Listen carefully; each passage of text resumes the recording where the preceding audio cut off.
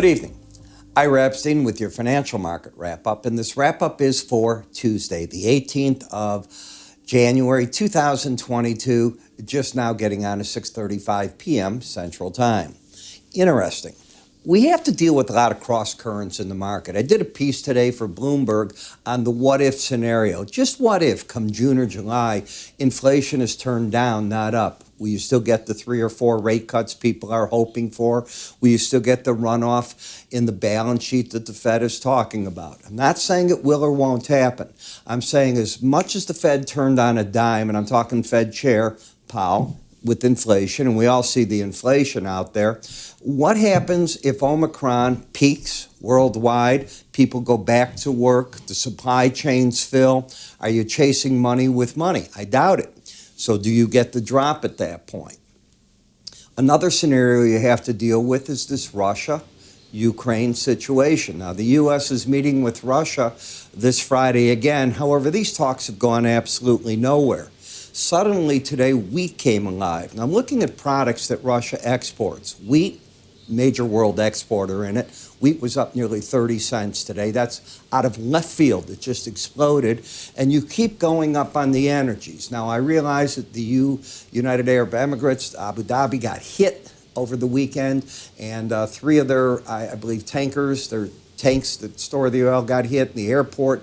But now the question is there more to this than meets the eye? I'm not saying Russia's responsible for that, but I'm saying the bid under the market. Is there a quiet bid that Russia is going to invade and the world gets another series of problems? The dollar up strongly today as the market completely turned the course of last week and came back. Obviously, the stock indices remain under pressure as you keep seeing one thing happen. Interest rates continue to creep up. We're near that 188 level now in the 10-year note, and you're watching the curve yield really do some interesting things as that the front end is really coming up over 1% in some of the very short end parts of the market. So the market's doing the Fed's job for it. The market is already building in those type of rate moves. And when they come, it could be the old buy the rumor, which is basically you're driving interest rates down now. And when it actually happens, the market has reason to say, you're not going to go that far, turns itself around. Stranger things have happened. When I look at the S&P 500 index, okay, we're back down on the weekly area chart of now to the what? To the 18-week moving average of closes. The last time we did it, the time before that, what did the market do? It completely gave you huge rewards right shortly after, a couple weeks after the market was making highs. That's my point here. This market could be at the point again where the pros are using this to accumulate some long positions. We'll find out in the next week or so is my opinion on that.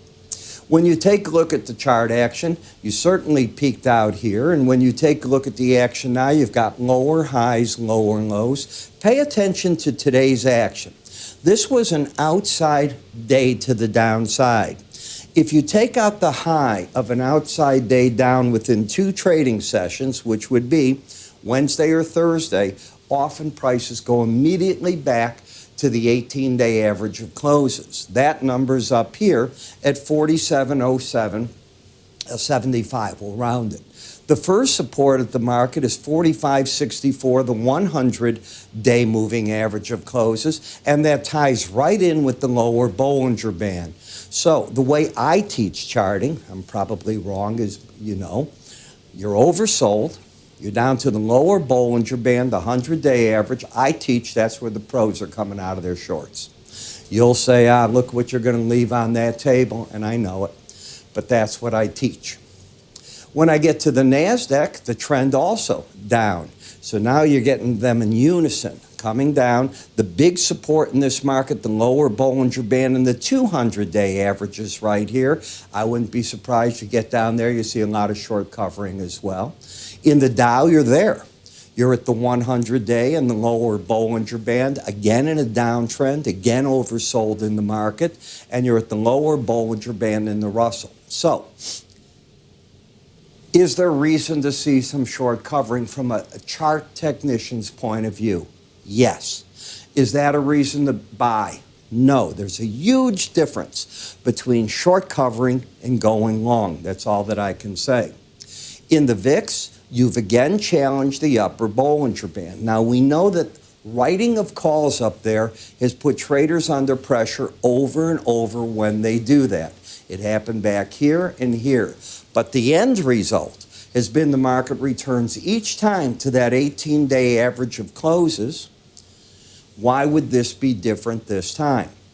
So you'd have to prove to me that we've seen a complete change, and some of you can. You're going to say, Ira, all those interest rates are ahead of the market. It's going to do it. This is the time where the market's going to roll over and stay under that 18-day average of closes on the S&P and those other markets. I can't argue that, but I can't argue it either way. Number one, it hasn't occurred. That's the what-if scenario, and you've got to prove it's going to do that, and I don't know that you can. What I can prove is the opposite. Each time you've been rewarded for taking on the risk. In the 30-year bonds, lower highs, lower lows. But is that the case? I see the lower low and lower high there. I don't know what I have right here. This was the hard time. That's an outside day to the upside. What do I teach? I teach that if you take that out, which you did, until you go through that high again, the odds favor you're going to make a run to the lower Bollinger Band or the closest moving average under the market. Right now, there's no average under it, and you tell me what this market seems to be doing. That's my point that I'm making. I see the same thing in the 10-year. Same identical pattern happened there. So interesting and embedded. This was a market that had lost its embedded streak, by the way, right here. And instead of doing anything, it got under that low right away, game over. The market just released to the downside, and you can see it going right like that. Then in the dollar index, I did today a special report that I'll talk to you about in a moment. It's on our website.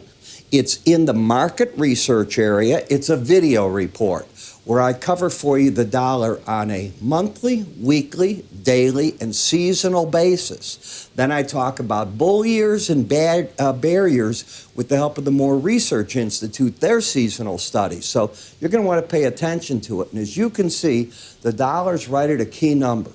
The trend is down. You had gone down to the lower Bollinger Band, and as I teach it, that's where I think the traders covered their shorts, right where I'm pointing. This was the gravy, getting down to the 100-day in that number. You reversed, and you just catapulted now to the upside. But this is right here where the market's got to prove itself. I do think the pros are looking at this market, and with the 28 reading, I can't say they're going to step in and sell it. Get that into the 30s, they might. So we got to see what that's going to do. But you're at a resistance, not a support point. Now, let's assume you get all the way up here at 96.23. What does that mean? Go look at the report on the website. It's under market research. In the March eurocurrency, trend up. You went up, it's the flip-flop of the dollar, to the upper Bollinger Band and completely collapsed back under it. Could we be going to the lower Bollinger Band again? We could. Is this a base that's forming in the market? Well, in order to prove it's not a base, you got to get through these lows. You got to get through the lowest low on that and then say, aha, I penetrated you, and even if it rallies, there's going to be a problem with the market. That's what it's got to do. Right now, you haven't proven anything. You just backed off from the upper Bollinger Band. British pound, look for good support at 135.58 to 53. This market's looking for the Bank of England to move it to next, possibly at the very next meeting. Of course, the bigger issue the market is facing is it lost the embedded reading. When you lose it, you typically make a move to the 18-day average of closes. The second thing is, will Boris Johnson remain as prime minister? There's a big report coming out. We'll find out. I know some staff that has left him over the past year or whatever are saying he's not telling the truth. Others, his deputies, are saying he absolutely didn't know about the drinking situation.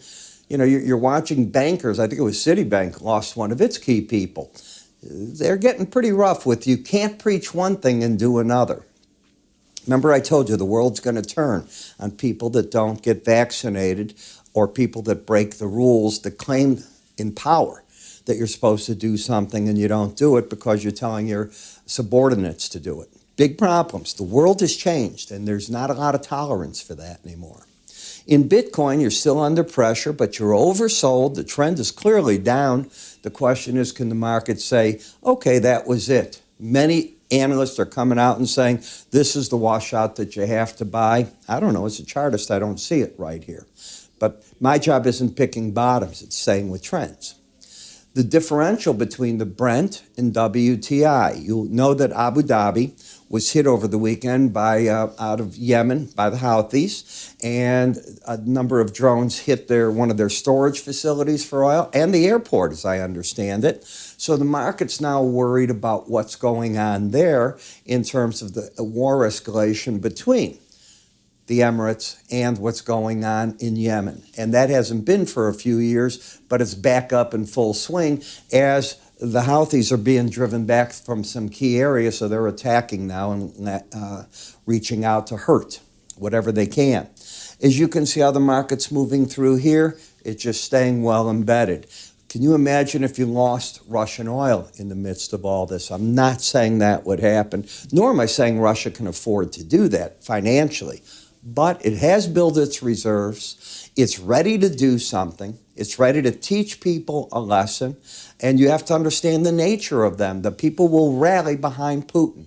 He creates that. He's figured it out. It comes from their secret service. He knows what he's doing. And this market's still running to the upside in an embedded way. Same in the heating oil market. Natural gas is a whole different world, but, can you imagine if Russia, which it's been doing, it's been taking natural gas back. It's got a reverse flow going in some of those pipes. It's taking it back. It's an implied threat. The malware attacks and so on in the Ukraine, it's them. That's an implied threat. Now in Belarus, he's put more troops in. He's saying it's exercises. That's the implied threat. And suddenly they're pulling out their staff in different parts in the Ukraine from the embassies there. You think that isn't psychological warfare? It's what he's doing. So you've got to pay attention to all this because the world is changing right in front of you. And as it changes, you got to watch the dollar. And that's why I did this special report today on the dollar. Now, let me tell you what I covered. I covered the monthly chart. I covered the weekly chart. I covered the daily chart. I went in and did the seasonals, too. I looked with you at bear years, bull years, neutral years, as to what the seasonality from the more research did and what the market's now likely to be doing. So I give you all that on the dollar index. It's a good report. It's probably 15 minutes long. It's a video.